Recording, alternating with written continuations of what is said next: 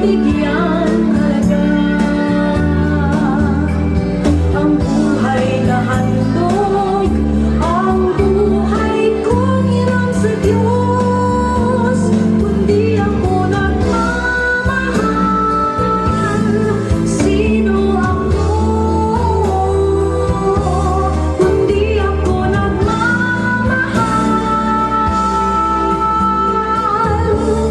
sino ako?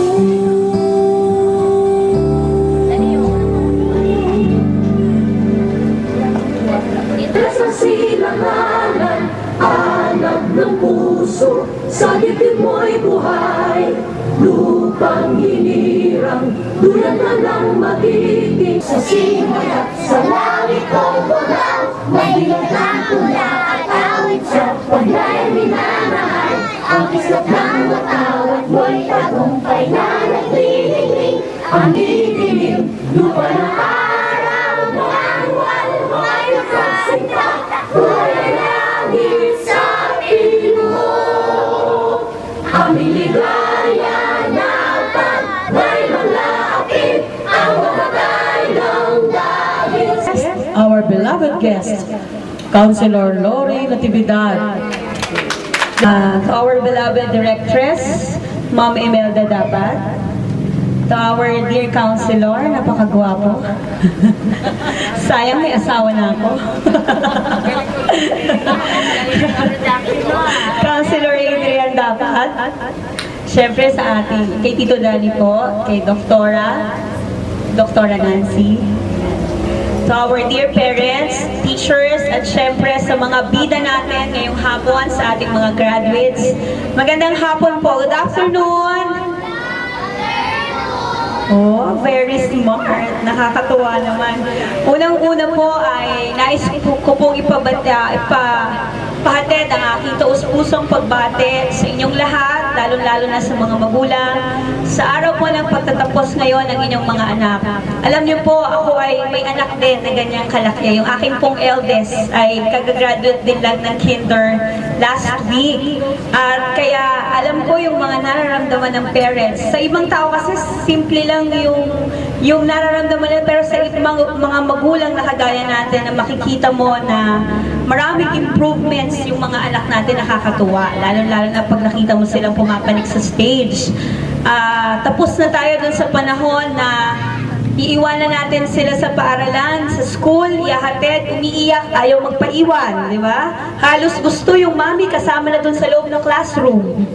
Ngayon, makikita nyo sila well-developed, di ba? Kumakanta, sumasayaw. Kanina may nagkukumpas pa ng bayang Magiliw, di ba? In front of other people na nung dati na hindi pa sila nag-aaral, hindi nila nagagawa. Dati pag may dumating lang na bisita, nagtatago, di ba? Mga ganon. Pero ngayon makikita nyo sila, marunong bumasa, marunong sumulat, very smart, at maraming natutunan na magagandang values.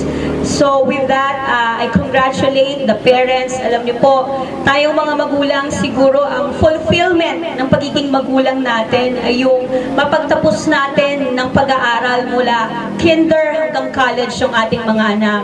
Alam ko po, syempre marami sa atin gustong yumaman. Pero siguro sa panahon ngayon, ang pinakapangarap ng magulang, yung lahat ng anak natin, mapatapos natin. Pag napatapos natin yung mga anak natin, kontento na tayo sa buhay, di ba? Parang ganun po.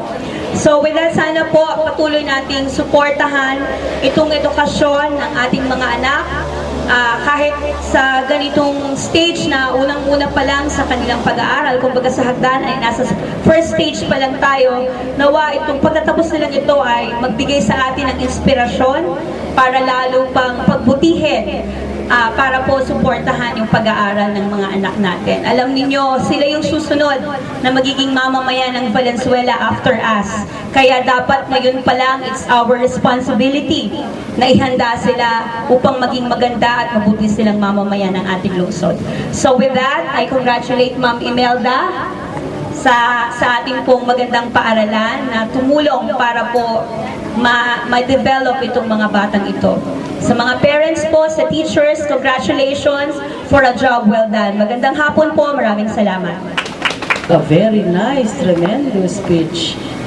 Okay, next po ay I would like to introduce to you this man, which became a former chairman of Commission on Family and Life, as what we call Marriage Encounter, a former Grand Knight of Columbus, 94-91 at Santo Cristo Parish Church, a former coordinator of Santo Cristo Charismatic Movement, and a member of Prex Parish Renewal Experience at Santo Cristo Parish Church, and last, a member of Valenzuela Host Lions Club, Valenzuela City Chapter, our very own Mr.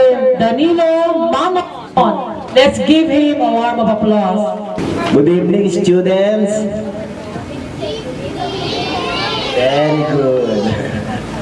Sa ating directress na maganda at sexy, Madam Imelda Dapat, sa ating guest speaker na ipakikilala sa tamang oras mamaya.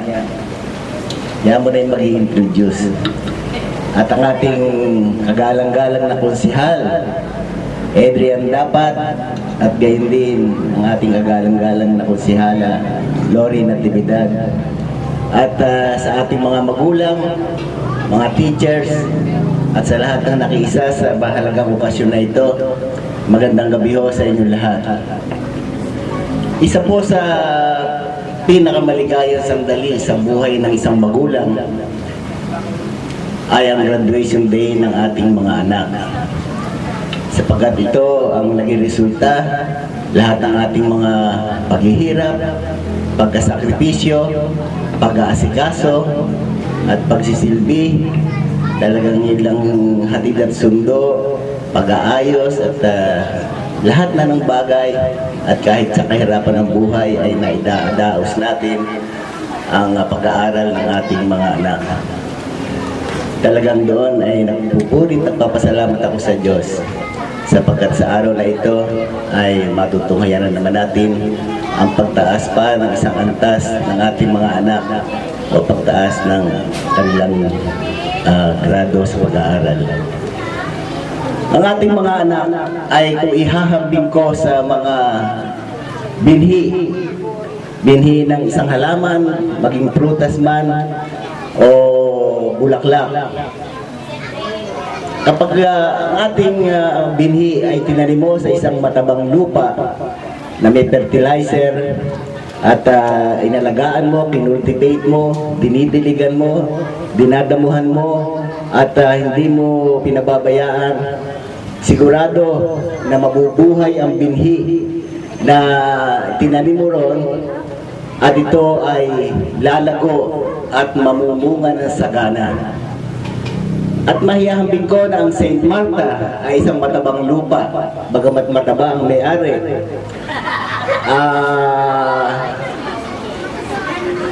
Pagkat nakikita ko, andyan lang po ako nakatira at nakikita ko po at minsan pinapasyal ang puto. Talagang personalize ho ang ginagawang pag-aalaga, pagtuturo ng mga teachers na parang tunay nilang mga anak. At gayon din lalong-lalo na ang ating butihing may-ari ng St. Martha. Talagang she goes out of her way, makita lamang, minsan mabisita lamang at makapag-banding sa inyong mga anak. At talagang parang tunay na anak ang kanilang turing. At bihira yun sa isang eskwelahan. Talagang kaya sabi